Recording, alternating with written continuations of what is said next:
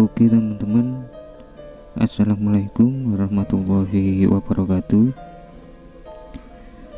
Di video kali ini saya akan menceritakan pengalaman pribadi saya saat melakukan pendakian. Sebenarnya saat itu saya sama sekali nggak ada rencana buat mendaki, karena memang sebelumnya saya nggak pernah sama sekali naik-naik ke gunung, kepikiran aja enggak kayak gitu. Singkat cerita, saat itu sebenarnya saya lagi nyiapin dagangan untuk saya jual di area alun-alun Kota Batu sini, karena sedang menjelang tahun baru 2017 saat itu. Saya biasanya saat tahun baru itu jualan semacam gantungan kunci dan lain-lain di alun-alun untuk menambah penghasilan lah. Nah, pada saat nyiapin dagangan itu, salah satu teman saya, kita sebut aja Aris di sini. Si Aris ini datang ke rumah saya dan bilang mau ngajak tahun baruan di Puncak Panderman, dan dia bilang kita ke sana rame-rame kok, ada juga pendaki senior dari Jogja katanya. Saya sebenarnya udah nolak karena pertama saya ini mau dagang, mau jualan di alun-alun, dan keduanya saya juga nggak pernah naik gunung, takutnya nanti fisik saya nggak kuat dan malah ngerepotin yang lain di sana. Tapi si Aris ini kayak setengah mohon-mohon gitu ke saya. Dia bilang biar ada yang dia kenal saat pendakian, karena memang si Aris ini nggak terlalu kenal akrab dengan anggota-anggota rombongan yang lain saat itu. Dan akhirnya saya pun dengan sedikit berat hati ya, akhirnya ikut juga untuk mendaki ke Puncak Panderman saat itu.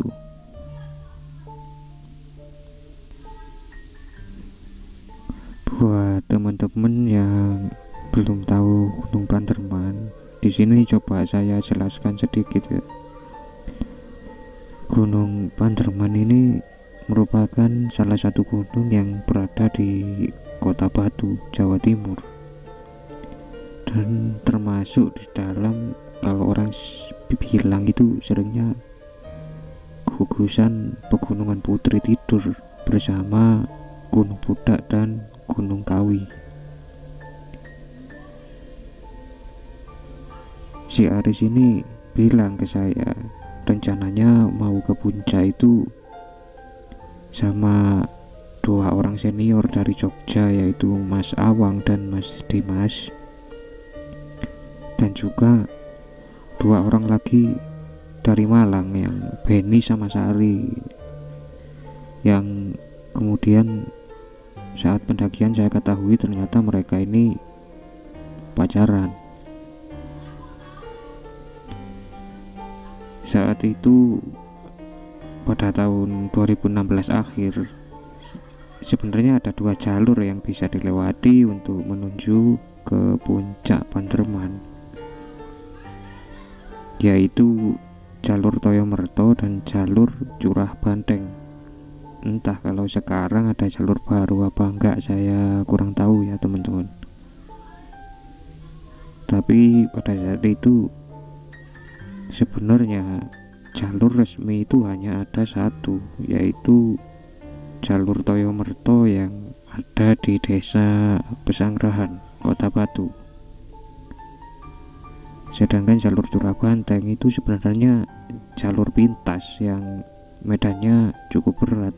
Kalau orang sini bilang itu cuma buat orang yang mau susah-susah aja naik ke atas. Dan pada saat itu Mas Awang dan Mas Dimas ini sebenarnya rencana awal mereka ini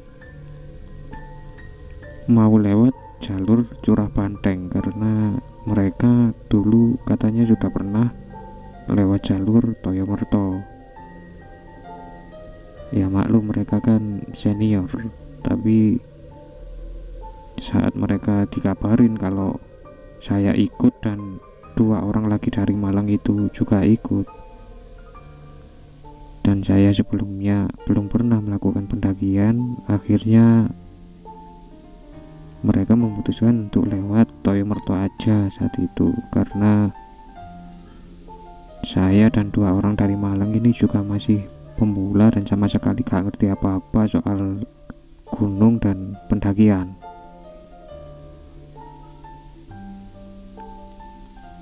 Mereka menyarankan saya untuk menyewa atau meminjam beberapa peralatan dasar seperti sleeping bag, ada jaket, sepatu gunung, dan lain-lain lah. Sedangkan untuk tenda dan alat-alat masak itu dan lain-lainnya, mereka bilang biar mereka aja yang bawa, insya Allah udah cukup 6 orang. Nggak lupa saya juga disuruh untuk membawa mantel dan perbekalan makanan dan minuman, karena mereka bilang kita ndakinya santai aja, gak usah buru-buru, kita ngecamp aja di atas, kita nikmatin suasana sambil nunggu malam pergantian tahun. Singkat cerita, akhirnya saya pun mulai nyari-nyari peralatan. Pada saat itu kebetulan ada teman saya yang punya dan saya dipinjemi, dan lalu saya laporan ke Aris kalau saya udah ada alat-alatnya, dan kita semua pun merencanakan hari kapan kita akan berangkat. Singkat cerita,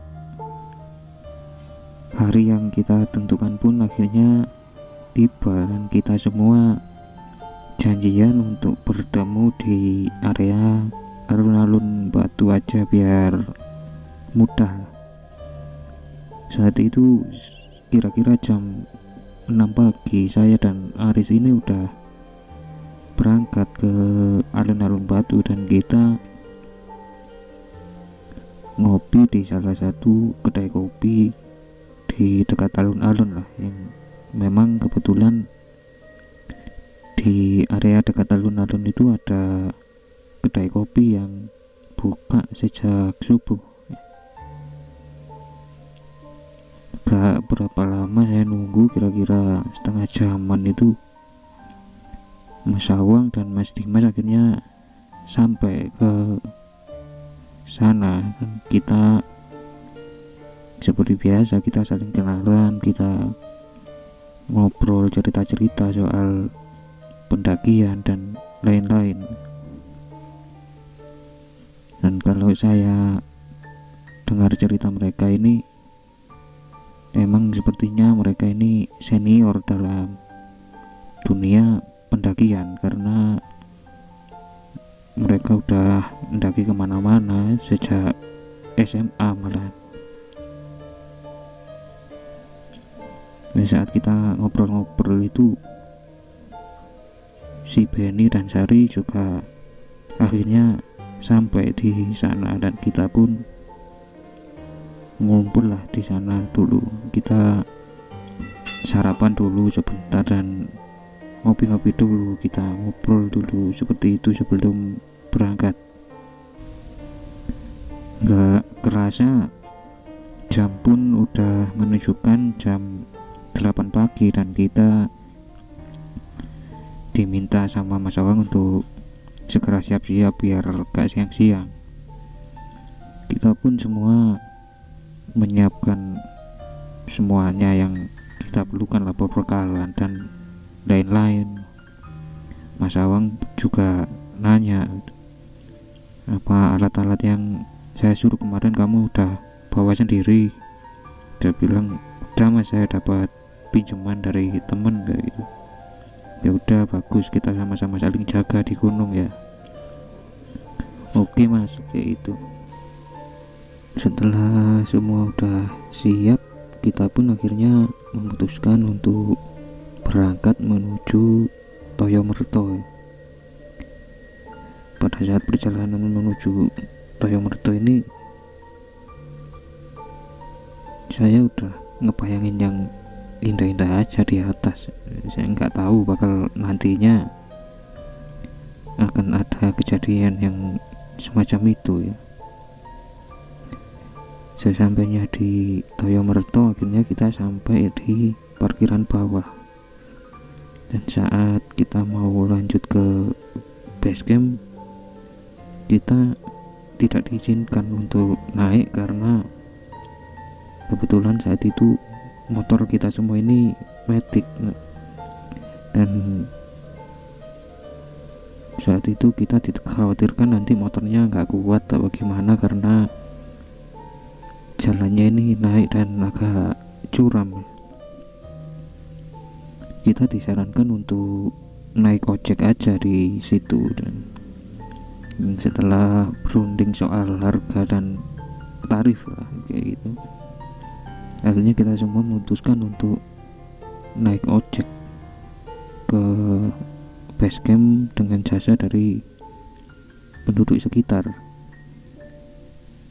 Dan sesampainya di base camp, kita seperti biasa melakukan simaksi atau registrasi di base camp dan memutuskan untuk langsung naik lah. Tapi sebelum memulai perjalanan ini, kita semua dikumpulkan sama Mas Awang. Di situ kita dikasih wejangan lah kayak gitu, bahwa kalau di gunung itu jangan punya niat buruk, dijaga ucapannya gitu, jangan melakukan hal-hal yang tidak baik di gunung, apalagi seenaknya kayak gitu. Setelah kita mengiyakan, perjalanan pun dimulai dengan formasi Mas Awang sebagai leader, dan kemudian disusul Aris.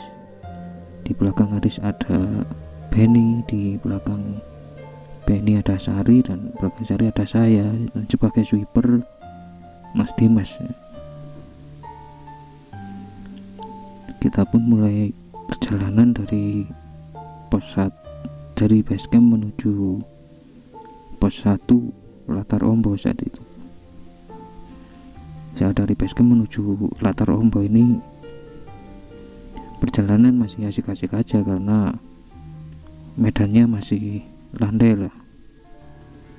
Di situ kita masih melewati perkebunan warga dan melipir sebentar di bukit-bukit, dan kemudian ketemu hutan pinus. Saat itu perjalanan kira-kira dari base camp menuju Latar Ombo ini kira-kira 45 menit, nggak sampai 1 jam. Kita sampai di Latar Ombo ini, saya lihat pemandangannya di bawah ini bagus banget kayak gitu, dan ada semacam shelter atau tempat peristirahatan kecil lah di sana, di tengah-tengah Latar Ombo ini. Kita pun memutuskan untuk istirahat dan makan-makan lah, makan cemilan dan lain-lain. Mas Awang bilang udah santai aja, kita di sini aja agak lama nggak apa-apa, karena kita juga nggak buru-buru, kita nikmati aja suasananya kayak gitu. Sejak di Latar Ombo inilah baru saya tahu kalau Benny dan Sari ini ternyata berpacaran. Saat itu Mas Awang bilang ke Benny dan Sari, "Bencar, kalau pacaran boleh, tapi nanti ya sehabis muncak ya, jangan aneh-aneh di gunung, minta tolong," kayak gitulah. Benny pun mengiyakan ucapan Mas Awang. kita di sana bincang-bincang kayak gitu, lagi-lagi ngomongin masalah pendakian di gunung-gunung lain lah seperti itu. Karena banyak cerita dari Mas Awang ini yang menarik untuk didengar. Nggak kerasa udah jam 11-an waktu itu saya lihat, dan Mas Awang minta kita untuk ya udah ayo kita lanjut ke atas. Akhirnya kita lanjut ke atas, ke arah pos 2 atau pos Watu Gede, dengan formasi yang sama karena mereka, Mas Awang dan Mas Dimas ini senior. Perjalanan dari Latarombo ke Watu Gede ini saya rasakan ini kok lama banget, mungkin karena medannya udah terjal. Jujur aja saya, Beni dan Sari itu kelihatan banget kalau kita bertiga ini ngos-ngosan. Maklum kita kan baru pertama kali mendaki, sedangkan teman yang lain udah biasa, jadi mereka biasa aja kayak gitu. Saat itu kita jalan santai dan bentar-bentar berhenti kayak gitu, menikmati suasana sebentar, lanjut lagi seperti itu. Jadi perjalanan dari Latarombo ke Watu Gede yang harusnya kira-kira sekitar 1 jam itu kita jadi molor. Kita sampai di pos Watu Gede itu sekitar jam 1 siang saat itu. Barulah di pos Watu Gede ini saya ngerasa lega lah, karena di sana itu teduh dan sejuk karena banyak pohon-pohon besar saat itu. Di sana suasananya benar-benar damai lah. Kita semua istirahat lagi di situ, kita makan-makan, dan Haris ini buat api unggun saat itu. Padahal siang-siang saya tanya mau ngapain kok buat api unggun ini. Bakar kentang bro, aku nggawa kentang kayak gitu. Saya ini nggak ngerti kenapa Haris ini bawa kentang segitu banyak ke atas gunung, karena teman-teman lain juga bawanya bekal umumnya para pendaki loh. Dan karena Haris sudah bilang kayak gitu, ya kita semua ikut asik aja, kita bakar-bakar kentang, kita buat kopi kayak gitu, kita ngobrol lama banget, ngobrol ke sana ke sini, dan kita bercanda-bercanda semua, masih aman-aman aja. Gak kerasa itu saya lihat jam kok udah jam 5:30 sore. Saya bilang ke Mas Awang ini, Mas sudah 5:30 ini. Iya nggak apa-apa, tunggu aja sekalian habis maghrib, karena kalau jalan pas maghrib itu nggak baik kayak gitu, dia bilang. Sehabis maghrib pun kita semua mulai melanjutkan perjalanan ke arah pos 3 atau orang sering menyebutnya itu puncak bayangan ya. Di situ kita diminta agak cepet-cepet sama Mas Awang karena juga hari udah gelap, sementara yang bawa headlamp ini cuma Mas Awang sama Mas Dimas aja, yang lain nggak bawa apa-apa kayak gitu. Singkat cerita, gak berapa lama kok kita udah sampai di pos 3, kira-kira jam 7 kurang lah. Saya sampainya di pos 3 itu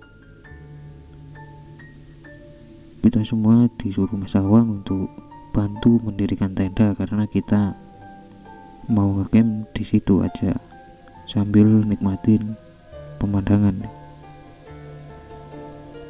Akhirnya kita bantu-bantu buat tenda dan nyiapin peralatan masak, nyari kayu, dan seperti itulah untuk masak-masak. Kita mulai masak-masak dan kemudian kita buat kopi, kita makan sambil ngobrol-ngobrol asik aja, sambil menikmati suasana gitu.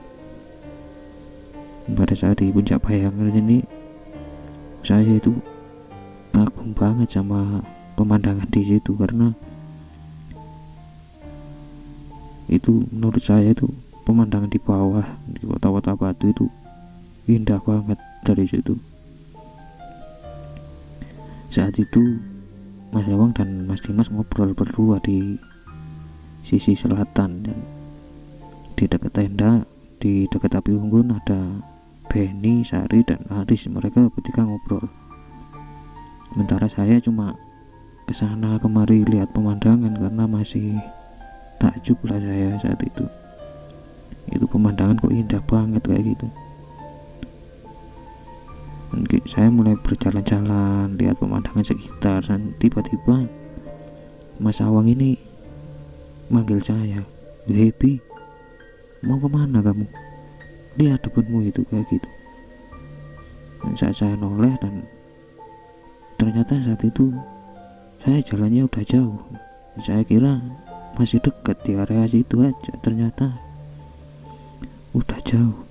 Dan yang buat saya agak takut itu kira-kira 2 langkah atau 3 langkah di depan saya itu udah jurang, udah bawah lah kayak gitu.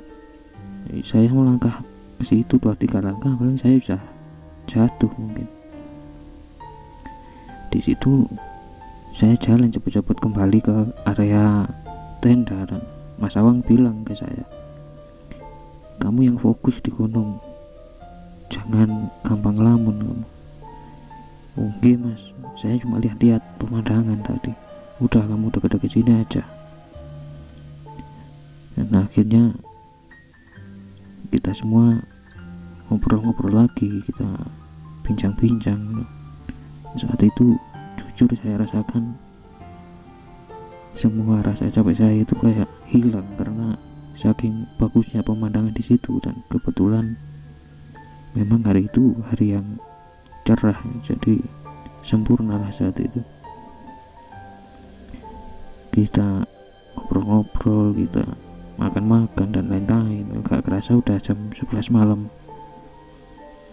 Kita semua memutuskan untuk tidur dan berencana pagi kira-kira jam 5 kita mau ke puncak, karena dari puncak Bayangan ke puncak Basuntoro ini sangat dekat, kira-kira perjalanan paling 15 menit. Pada saat mau tidur itu tiba-tiba ada 2 ekor kera, ini kera abu-abu yang datang ngeliatin kita dari jauh gitu. Saya sebenarnya agak panik karena belum pernah gitu loh di gunung ketemu kera kayak gitu. Mas Awang bilang ke saya, "Udah tenang aja, emang di sini banyak kok keranya, apalagi nanti di puncak Basuntoro." Nah, awal saya lihat ada 2 ekor kera di situ lihatin kita dari jauh kayak gitu. Sama Mas Awang ini dikasih makanan, dikasih roti saat itu, ternyata mau. Dan kita pun semua sepakat untuk menyisihkan sebagian bekal kita untuk dikasih ke kera-kera itu. Nggak berapa lama beberapa kera lagi datang, dan saat itu saya ingat banget bahwa kayaknya lebih dari 10 kera yang datang ke situ. Mereka berebut makanan yang kita kasih gitu. Lalu Mas Awang bilang ke kita semua, "Udah, kita sekarang tidur aja, jangan lupa bahan makanan kita semua itu bungkus pakai kresek atau taruh di keril atau tas kalian, tutup yang rapat biar gak hilang diambilin kera itu." Dan kita pun semua tidur saat itu. Kira-kira jam 3 pagian lah saat itu. Saya lihat tuh jam 3 kurang sedikit. Saya itu kebangun karena saya ngerasain tenda yang tempat saya tidur ini ada yang goyang-goyang gitu, krosok kayak gitu. Saat itu tenda kita bawa 3 kan, 1 Mas Awang sama Mas Dimas, 1 saya sama Aris, dan 1 lagi Benny sama Sari. Nah tenda saya itu kayak ada yang goyang-goyang, kerasa banget. Tapi Haris itu saya lihat masih tidur lelap aja, kayak nggak keganggu sama sekali. Saya lihat keluar akhirnya sebentar, tapi nggak ada apa-apa, dan api unggun di depan tenda itu masih nyala lah, kecil kayak gitu, masih nyala. Dan karena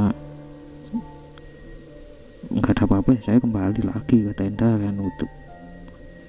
Kemudian saya coba tidur lagi. Pada saat tidur ini saya ngerasanya ini saya belum pulas banget ya, masih tidur ayam lah. Samar-samar ini saya dengar suara hei kayak gitu, makin lama makin keras, dan tiba-tiba suara itu kayak ada di sebelah telinga saya. Ojo aneh-aneh di gunung kayak gitu. Saya kaget, langsung kebangun kayak gitu. Saya toleh kanan kiri, nggak ada apa-apa gitu. Saya mikir walah paling ya cuma mimpi kayak gitu, tapi kok kerasanya itu nyata banget. Saya coba tidur lagi tapi nggak bisa, susah gitu. Akhirnya saya keluar ke api unggun, saya besarkan lagi apinya, saya tambah kayu biar besar. Dan saat itu saya godok air lah, saya menyeduh air saat itu, pengen buat kopi saat itu. Saya menyeduh air sambil nunggu airnya matang. Ini saya lihat kanan kiri, suasana masih enak banget kayak gitu.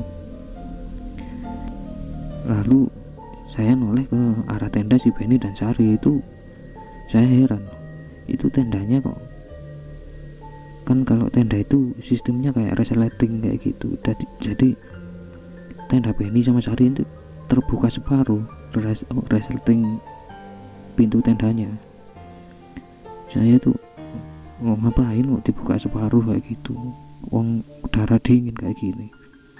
Saat itu saya inisiatif untuk menutupkan tenda si Benny dan Sari ini, karena saya ngerasa kasihan, saya aja kedinginan saat itu.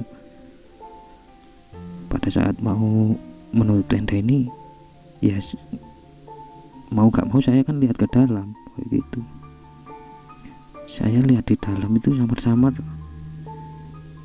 ternyata si Benny dan Sari ini tidur dalam satu sleeping bag. Jadi satu sleeping bag ini dipakai mereka berdua gitu. Di situ saya langsung batin gitu, ya Allah, arah-arah ini kok gak punya malu apa gimana gitu loh, tidur kayak gitu. Dan saya juga teringat sama nasihat Mas Awang tadi yang awal pendakian. Saya jadi kayak was-was gitu. Saya mikir moga-moga mereka berdua ini gak aneh-aneh di saat ini. Tadi saya khawatir juga. Nah, akhirnya saya tutup pelan-pelan itu resleting, pelan-pelan, dan saya lanjut lagi ke api unggun, nunggu air matang lagi. Itu singkat cerita, air udah matang, saya buat kopi dan saya merokok sambil nikmatin suasana yang indah banget malam itu. Dan saat merokok ini saya inget banget, saat itu saya buat kopi ya seperti saya biasanya, karena saya suka kopi yang agak manis. Tapi saat saya mulai minum kopi itu kopi kayak gak ada gulanya, pahit banget aja. Saya agak kaget gitu, wah kopi kok pahit masuk kurang gula kayak gitu. Tapi saya minum kopi ini, aduh ya udahlah, mau buat lagi juga males, nyeduh air lagi kayak gitu. Saya itu tiba-tiba terkejut sama kayak ada yang bilang gitu ke saya, keras banget suaranya saat itu, "Hei, ojo aneh-aneh di gunung," kayak gitu, "kurang ajar," kayak gitu. Saya noleh ke kanan ke kiri, siapa yang teriak? Saat itulah saya ini merinding banget, seluruh badan ini rasanya, aduh, iki ono apa ini kayak gitu. Dan saya noleh lagi ke arah tenda si Benny, resletingnya sudah kebuka separuh lagi. Di situ perasaan saya udah macem-macem, aduh ono apa iki kayak gitu, ini gimana ini. Dan ternyata gak berapa lama Mas Awang juga bangun, dia keluar dari tenda kayak gitu. Saya keluar, dia lihat saya itu, katanya muka saya udah pucat banget sama keringetan saya itu. Bibi, kamu kenapa kayak gitu, dia tanya ke saya. Enggak mas, enggak, saya nggak berani cerita saat itu ke Mas Awang, karena saat itu saya ingat ada yang bilang ke saya kalau lagi gunung lihat sesuatu itu jangan diceritain sebelum sampai di bawah. Mas Awang kayaknya sih paham saat itu, jadi dia cuma ngangguk-ngangguk aja. Akhirnya kita berdua ngobrol, Mas Awang saya buatin kopi dan saya buat lagi yang baru, karena yang tadi itu kopi pahit banget gak karuan. Tapi Mas Awang ini menolak dan minta kopi yang tadi saya buat itu. Loh enggak mas, saya buatin baru aja. Enggak wis, kamu buat baru buat kamu, ini buat aku karena aku suka yang agak dingin. Mas Awang bilang gitu. Oh, itu pahit mas kayak gitu. Gak apa-apa. Saat Mas Awang minum ini katanya manis loh. Oh, ini manis, oh, pahit gimana? Kamu suka manis lah. Ya iya mas, tapi tadi kayaknya pahit saya rasain. Mas Awang pun denger itu dari saya, diem dia. Mas Awang langsung bilang ke saya, Bi, saya tahu kamu pasti ngalamin sesuatu. Saya nggak butuh cerita kamu ngalamin apa, tapi kamu jujur ke saya, kamu aneh-aneh nggak di gunung selama pendakian? Saya bilang, ya enggak mas, saya kan juga pemula, saya mau aneh-aneh, saya mau ngapain kayak gitu. Saya cuma ikut aja dari tadi. Bener kayak gitu. Iya mas, tapi akhirnya saat itu saya jujur ke Mas Awang. Tapi mas, iki saya minta maaf ya sebelumnya. Kayaknya Benny sama Sari itu tidur satu sleeping bag. Saat saya bilang seperti itu, Mas Awang ini mukanya langsung berubah, jadi kayak kaget sama antara kesel dan gimana gitu. Gak berapa lama Mas Awang ini berdiri mau nyamperin ke tendanya Benny. Saat Mas Awang berjalan ke tenda Benny, tiba-tiba Mas Awang ini terjatuh gitu. Kalau sepenglihatan saya itu jatuhnya itu kayak didorong sebenarnya. Saya langsung lari nyamperin, mas sama gak apa-apa gitu. Udah gak apa-apa, kurang ajar Benny ini kayak gitu Mas Awang. Akhirnya saya bilang ke Mas Awang, udah mas besok aja, ini bentar lagi pagi, nanti aja kita ngopi dulu aja. Saat itu samar-samar saya udah denger suara azan sebenarnya.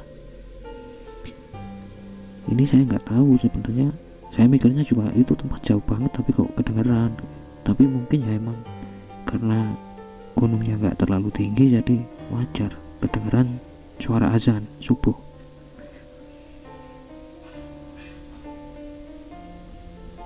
Dan tiba-tiba saat itu hari mulai terang, mulai kelihatan lah kayak gitu. Mas Awang itu kayak kaget gitu loh, dia lihat jam, loh ini aja belum jam 5 kok udah kayak mau jam 6 kayak gitu. Dia agak heran. Akhirnya dia buru-buru bangunin kita semua, bangunin yang masih tidur ini. Dia teriak, woi bangun, ayo kita naik. Kalau kayak gitu kita gak dapat sunrise kayak gitu. Akhirnya kita semua bangun dan semua alat dan tenda seperti dan lain-lain makanan itu kita suruh ninggal aja di puncak Bayangan situ, karena ke atas juga cuma 15 menitan katanya. Kita semua gak bawa apa-apa, naik cuma bawa beberapa botol aqua aja. Ini kita summit ke atas. Saat summit itu untungnya kita masih kebagian lah, kalau saya bilang itu kita masih bisa lihat sunrise. Di situ saya terkagum-kagum lagi sama pemandangan dari situ. Waduh, indah banget itu, karena ya maklum aja baru pertama kali naik, lihat kayak gitu juga udah indah banget menurut saya. Nah, pada saat kita kira-kira 1 jam ada di puncak itu, pada saat mau turun ini ada lagi kera yang datang, kera abu-abu, kira-kira 5 ekor saat itu, saya ingat banget. Tapi saat itu kera yang datang itu gak kayak yang tadi malam. Yang tadi malam itu paling liatin aja dari jauh. Nah, saat itu kera yang datang saat kita ada di puncak Basundoro ini kayak kera yang marah ke kita. Jadi dia itu kayak mau nyakar kita, mukanya itu kayak seneng banget kayak gitu sama kita itu. Mas Dimas kaget dan bilang ke Mas Awang, "Wang, dulu kan ramah ya, tadi malam juga ramah kerahnya, ini kok kayak gini?" Mas Awang cuma bilang, udah diam, nanti kita selesain, kayak gitu. Kita memutuskan untuk berjalan pelan-pelan dengan agak jaga jarak dari kera itulah. Baru jalan sebentar mau turun, udah ada lagi kera datang, makin lama makin banyak. Saya nggak tahu saat itu jumlahnya berapa ekor, yang pasti itu banyak dan kita bingung mau lewat mana, karena kayak semacam kita ini kayak dikepung kera-kera yang marah gitu. Saya saat itu udah takut banget, udah panik lah kayak. Waduh, kalau sampai kera ini nyerang, ya kita gak bakalan menang saat itu. Pikiran saya gak gitu saat itu. Mas Awang menyuruh saya untuk tetap tenang, dan udah kalian tenang. Mas Awang kemudian mengambil ranting pohon yang ada di sekitar untuk tujuannya untuk nakut-nakutin kera ya. Dia ayunin gitu, keranya mundur. Gak lama habis diayunin, kera mundur, maju lagi makin dekat. Diayunin lagi, mundur lagi keranya, maju lagi, makin dekat, seperti itu terus. Saya makin panik kan, waduh, saya saat itu udah pasrah, ya udahlah, dikeroyok kera ini sih. Gak tahu lagi saya mau ngapain saat itu. Keranya kelihatan banget marah. Saat itu Mas Awang minta kita untuk udah sekarang kita duduk melingkar, kita doa. Apapun doa yang kalian bisa kalian baca saat itu. Saat ini kita pun duduk melingkar sambil agak rapat gitu. Kita doa sebisa-bisa kita. Lama kedengeran suara kera yang marah kayak gitu, marah banget. Kita kayak dikepung kera, kita doa terus. Lama-lama kera ini pergi satu persatu, pergi berangsur-angsur pergi dan mulai hilang. Jadi kera ini pergi, gak tahu, tiba-tiba udah sepi aja lah. Mas Awang akhirnya saat itu bilang, alhamdulillah, ayo kita cepet turun. Baru kita berdiri mau arah turun, tiba-tiba itu ada kabut itu. Ya gimana ya, itu pagi hari, ya emang pagi hari sih, cuma kabutnya itu kok tebal banget kayak gitu, kayak mau hujan tapi tebalnya ini nggak wajar. Sampai saya lihat jarak pandang ini paling cuma 1-2 meter ke depan. Kita panik lagi di situ, loh kok kabut. Mas Dimas bilang ke Mas Awang, "Loh Wan, emang di sini biasa kabut?" Ya, setahu saya kok enggak. Mas Awang cuma bilang, "Udah diam, kamu diam kayak gitu." Kita jalan pelan-pelan kayak gitu. Akhirnya kita jalan pelan-pelan mengarah ke bawah, pelan-pelan, karena jarak pandang itu sudah nggak bisa lah kayak gitu. Sampai kita jalan ke bawah itu kita saling pegangan, jadi biar nggak ada yang terpisah dari rombongan. Udah, kita turun aja. Puncak Bayangan deket ke bawah 15 menit. Saat itu kita jalan turun, tapi kok lama banget gitu. Saya lihat jam berulang kali, jam saya mati. Itu perjalanan turun dari puncak Pasundoro ke puncak Bayangan itu yang harusnya cuma sekitar 15 menit, itu rasanya kayak udah berapa jam loh kita gak ketemu sama puncak, dan kabut itu masih tetap tebal. Akhirnya kita semua kecapean, dan situ Mas Awang mulai bilang ke kita semua, udah, kita ini kalau kayak gini terus kita nggak bakal bisa turun. Sekarang diantara kalian harus ngaku siapa yang melakukan aneh-aneh tadi malam atau selama perjalanan dari bawah. Saat itu kita semua diem, dan sebenarnya saya tahu Benny dan Syahrini itu pasti melakukan sesuatu, tapi mereka berdua juga diem, dan Mas Awang pun geleng-geleng kepala di situ saat itu. Ya udah, kalau belum ada yang mau ngaku, kita jalan lagi sambil doa, jangan lupa pegangan. Kita lanjut lagi jalan ke bawah sambil doa, sambil saya ingat saat itu saya baca sholawat spesial saya saat itu. Kita doa, jalan pelan. Kira-kira gak berapa lama kita ketemu, dan samar-samar kabut agak hilang dan kelihatan dari jauh tenda kita itu di puncak Bayangan. Saya lega saat itu, alhamdulillah ketemu tenda kayak gitu. Kita akhirnya jalan ke arah puncak Bayangan, dan kita sampailah di tenda tempat kita nginep tadi malam. Sesampainya kita di situ, Mas Awang itu minta kita untuk cepet-cepet bantu, ayo cepet kita beresin semua. Tapi baru aja mau beresin tenda itu tiba-tiba hujan itu besar banget tuh, disertai petir yang menggelegar sama angin yang besar. Bahkan saat itu tenda kita itu udah kayak mau terbang ke bawah angin, padahal udah dipasak saat itu. Mas Awang pun nyuruh kita untuk masuk ke tenda masing-masing. Aduh, ayo kamu masuk semua, cepet biar tendanya gak sampai terbang ke bawah angin. Kita masuk ke tenda masing-masing dan nunggu hujan kayak gitu. Gak tahu kenapa saat itu hujan kok sebegitu besar, sampai akhirnya itu masuk ke tenda, dan saya itu cuma jongkok aja sama Aris di dalam tenda itu sambil memasukkan semua peralatan kami ke keril atau ke tas itu. Akhirnya peralatan udah selesai, saya masukkan ke tas saya, dan begitu juga dengan Aris, tinggal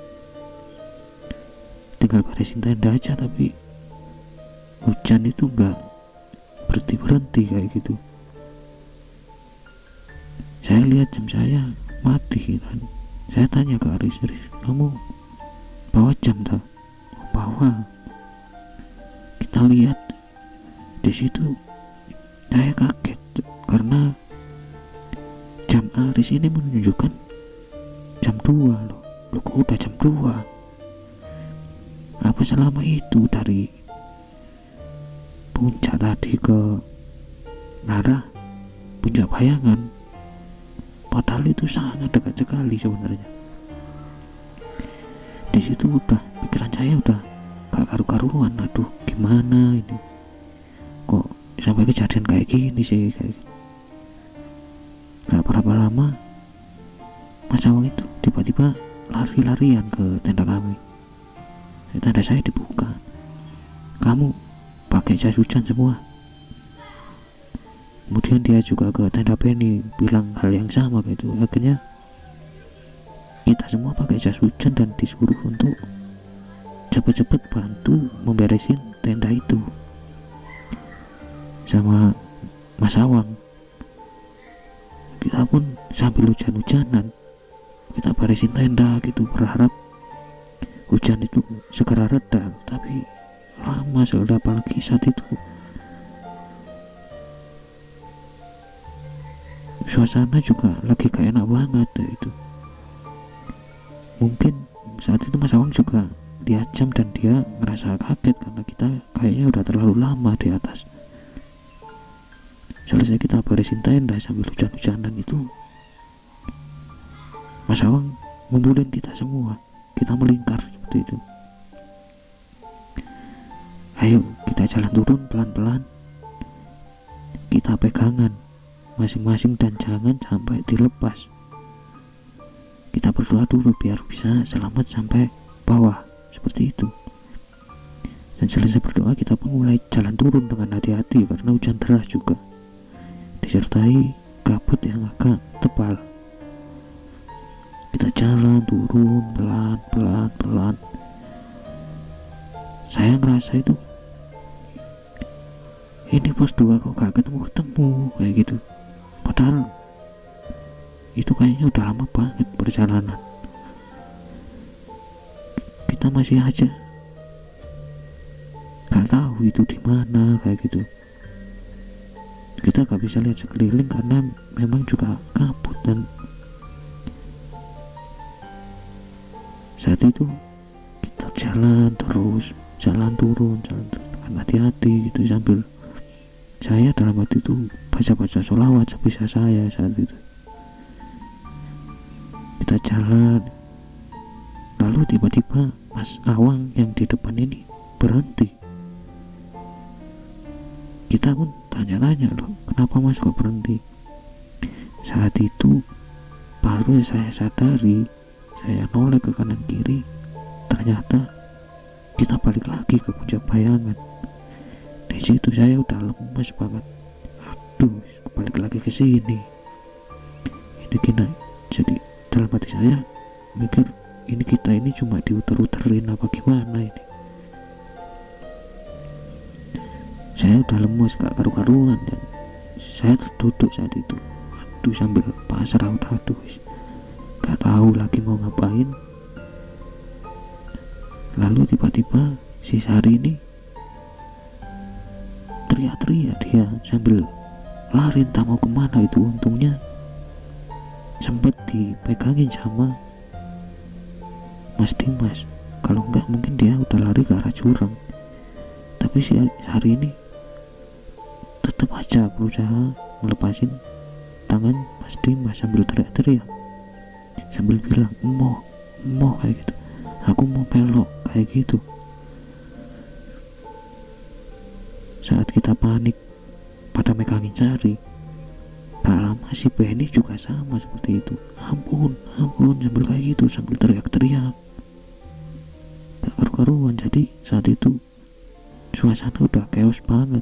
Udah Benny dan Sari keadaannya kayak gitu, dan kita bingung megangin satu sama lain.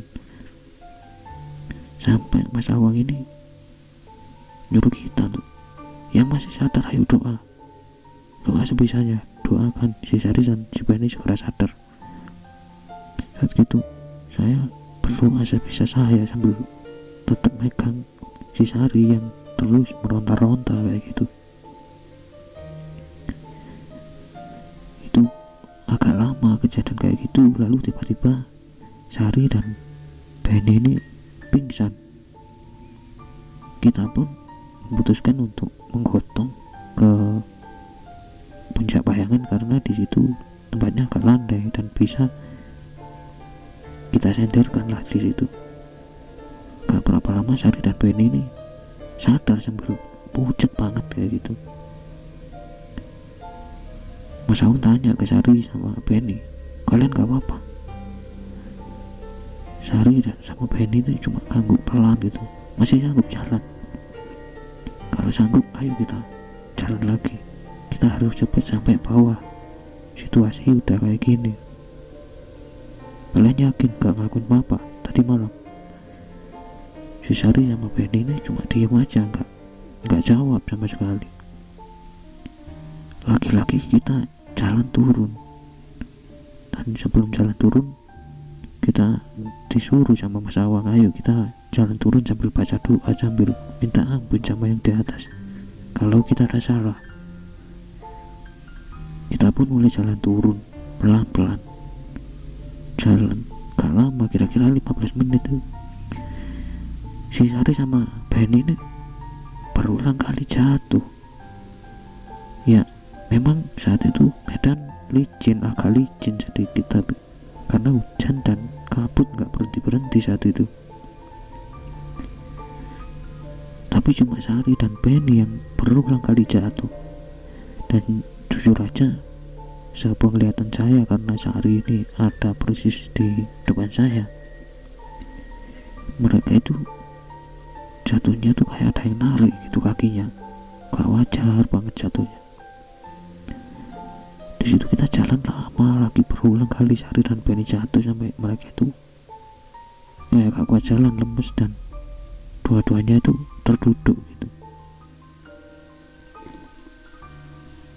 Di situ Mas Awang sepertinya juga udah capek berat, dan dia kayak nahan emosi yang gimana gitu. Dan akhirnya Mas Awang ini bilang ke Sari dan Benny, kalau kalian mau selamat sampai bawah, kalian ngakuin apa di atas? Kita ini berangkat bareng-bareng, jangan karena ulah kalian kita semua celaka di sini. Seperti itu, sambil marah banget. Dan akhirnya si Benny ini ngaku kalau saat nginep di Puncak Bayangan ini mereka melakukan aneh-aneh lah di situ. Saya gak bisa menjelaskan mereka melakukan apa karena saya gak tahu pilih katanya gimana, karena terlalu parah untuk saya. Saat Benny mulai ngaku ini, Mas Awang makin emosi kan, sampai mau dipukul, dan Mas Awang ini ditahan sama Mas Dimas. Udah Wang, udah mereka udah ngaku, udah. Sekarang kita doa aja semua, kita minta maaf. Kamu Benny dan Sari, kamu minta maaf sama penghuni sini. Kalian berdua itu udah lancang, udah kurang ajar di gunung. Seperti itu. Akhirnya kita pun semua duduk dan berdoa masing-masing. Dan sekali lagi Mas Awang sambil emosi itu ngingetin Sari sama Benny, Ben, Sar, kamu minta maaf, kamu akui semua kesalahanmu, kamu minta maaf, kamu bilang kamu mau pulang, kayak gitu. Dan mereka pun ngangguk-ngangguk sambil si Sari ini masih nangis sesenggukan kayak gitu. Dan setelah itu singkatnya, akhirnya kita melakukan perjalanan turun lagi, melanjutkan. Jadi tuh gak tahu kenapa hujan itu malah makin deras, gak karuan. Jujur hujan itu saya rasakan tuh sampai kayak sakit ke badan, padahal kita udah pakai mantel. Dan lagi-lagi si Sari sama Benny nih jalan, mereka berdua itu sambil kayak merem, kayak ketakutan banget gitu. Sama Mas Dimas dibilangin, Sar, Ben, ayo fokus jalan aja gitu. Kalau mau selamat, kalian itu sambil istighfar, sambil minta maaf sama yang di atas. Kita pun lanjut lagi, perlahan hujan mulai terang dan tinggal gerimis kecil dan kabut itu mulai hilang perlahan-lahan. Saat itu yang buat saya kaget itu, tahu-tahu kita udah sampai di Watu Ombo, di latar Ombo. Saya kaget banget. Padahal kita ini belum melewati Watu Gede, tapi kok tahu-tahu sampai di latar Ombo. Tapi ya sekaligus heran sekaligus lega juga saya. Sampai di latar Ombo, kita istirahat sebentar di shelter kecil itu, kita ngumpul desek-desekan lah kayak gitu. Di situ Mas Awang bilang ke Benny dan Sari, saya kan udah bilang ke kalian jangan aneh-aneh di gunung, masih untung kita bisa sampai sini, kalau enggak kita mau jadi apa di gunung. Kayak gitu si Sari dan Benny pun kayak kelihatannya nyesel banget ya gitu. Dan akhirnya Mas Awang bilang, udah, saya tahu kita semua lelah, tapi kita harus nyampe base camp secepatnya. Kita harus sampai base camp. Saya gak mau tahu mau kalian lelah apa gimana, kita jalan lagi sekarang kayak gitu. Kita pun jalan lagi turun ke arah base camp, dan singkat cerita akhirnya sampailah kita di base camp. Dan saya saat itu lega banget. Saya sampainya di base camp itu sampai saya ini sujud syukur, alhamdulillah Gusti tasih diparingi selamat kayak gitu. Kebetulan di base camp itu ramai orang karena di sana juga ada warung, ada ini ada itulah, ada musola juga. Orang-orang yang lihat kita turun itu heran semua, loh Mas, di atas hujan tak kayak gitu. Mas Awang bilang, loh iya di atas hujan deras Bu, lah ini kita basah semua mantel kita kayak gitu. Loh kok kayak nggak hujan sih, orang saya dari pagi di sini loh, cuaca cerah-cerah aja kok. Di situ Mas Awang nggak bisa jawab, jadi kita semua diam aja sambil ingat-ingat kejadian di atas itu. Dan akhirnya kita turun lagi ke parkiran bawah dan memutuskan untuk berpisah di situ. Jujur masih ada yang mengganjal dari hati saya, karena kita sampai di base camp dan sampai di parkiran bawah itu Sari dan Benny kok cuma diem aja gitu loh. Jadi buat Sari dan Benny, semoga kalian lihat video ini ya, harusnya kalian itu minta maaf. Sekalian itu udah bayarin kita semua, pulang-pulang kalian main pergi aja, gak pamit gak apa ke kita. Semoga dari pengalaman itu kalian dapat pelajaran berharga buat hidup kalian. Jujur aja saya itu sampai detik ini pun masih agak jengkel lah, karena saya ngerasain betul suasana di atas gunung. Kalau udah kayak gitu itu kita antara hidup dan mati, gak tahu mau gimana. Dan semoga video ini bisa jadi pelajaran buat kita semua, bahwa kita itu gak sendiri di dunia ini. Kita berdampingan dengan dunia yang tak kasat mata.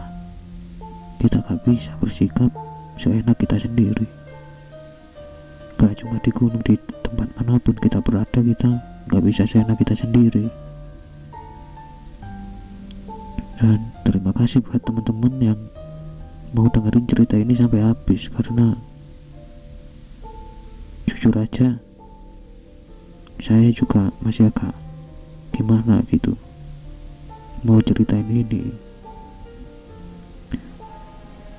Dan buat teman-teman yang mau share pengalaman mistisnya, atau ya mungkin mau sekedar curhat aja, kalian bisa hubungi kontak yang ada di deskripsi video ini. Ini jujur aja dari saya pribadi, sejak mengalami hal itu saya malah makin ketagihan naik gunung. Dan sejak tahun itu sampai detik ini saya sudah beberapa kali naik gunung, dan beberapa kali juga mengalami hal-hal mistis yang mungkin akan coba saya ceritakan di video selanjutnya. Tetap simak channel ini, jangan lupa subscribe dan pencet loncengnya biar saya makin semangat untuk memberi hiburan pada kita semua. Terima kasih sudah menonton sampai habis dan salam sukmo, salam rahayu.